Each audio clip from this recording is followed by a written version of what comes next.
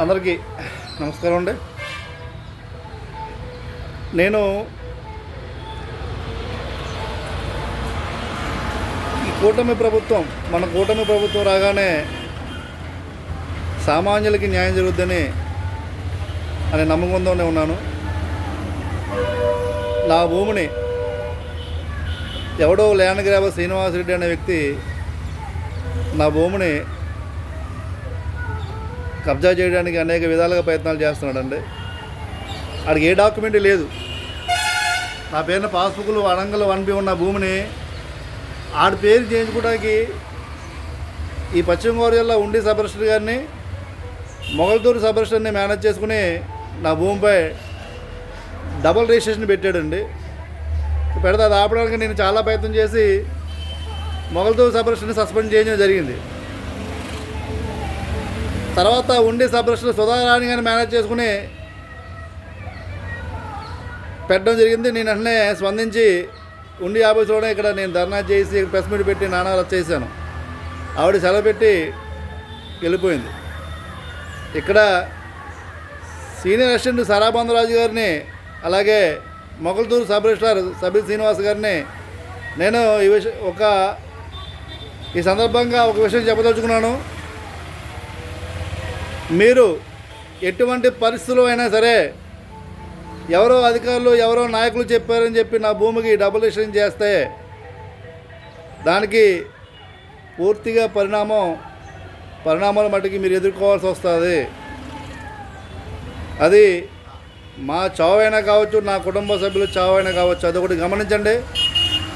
నేను మిమ్మల్ని బెదిరించి ఏదో రకంగా ఆపడానికైతే ప్రయత్నం చేయట్లేదు. ఉన్న వాస్తవం మీకు చెప్తున్నాను. పొరపాటున ఎవరో నాయకులు చెప్పారు అని మీరు రిజిస్ట్రేషన్ చేసి మీరు ట్రాన్స్ఫర్ అయిపోయినా సరే పర్సనల్గా నేను మీ మీద రివెంజ్ తీసుకున్నాను. చట్ట ప్రకారం కోర్టు ప్రకారం నేను ఏ స్థాయికి తీసుకెళ్తానో ఆ స్థాయికి తీసుకెళ్తాను. దయచేసి నేను మీరు చేయరనే అనుకున్నాను. ఎందుకంటే నాకున్న సమాచారం నాకు తెలిసిన వివరాలను బట్టి నాకు మీపై అనుమానం ఉంది. మొగల్తూరు సబ్ రిజిస్టర్ గారిపై, సబి శ్రీనివాస్ గారిపై, అలాగే సారాబంధరాజు గారిపై.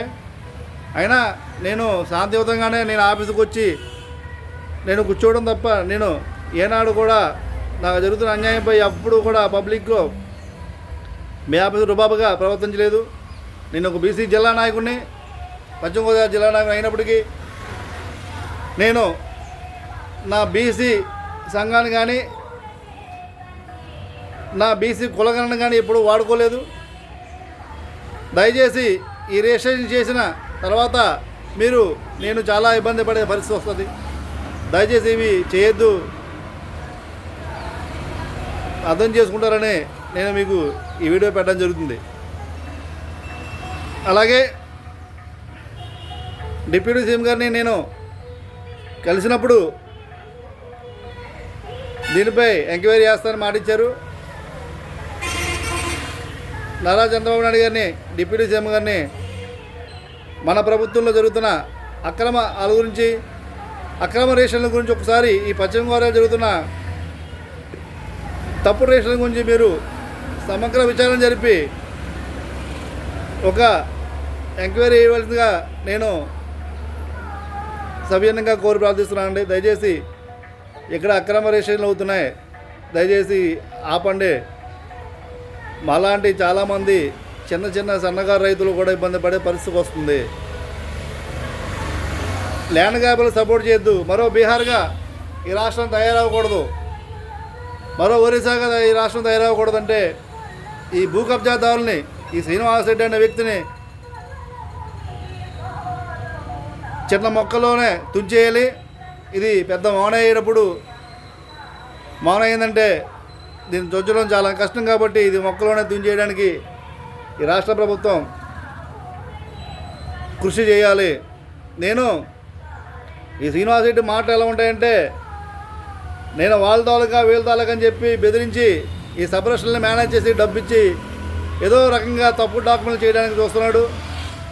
దయచేసి ఈ తప్పుడు డాక్యుమెంట్ నిలుపుదల చేసి మాకు న్యాయం చేస్తారని నేను ఈ సమయంగా నేను మిమ్మల్ని కోరి ప్రార్థిస్తున్నాను.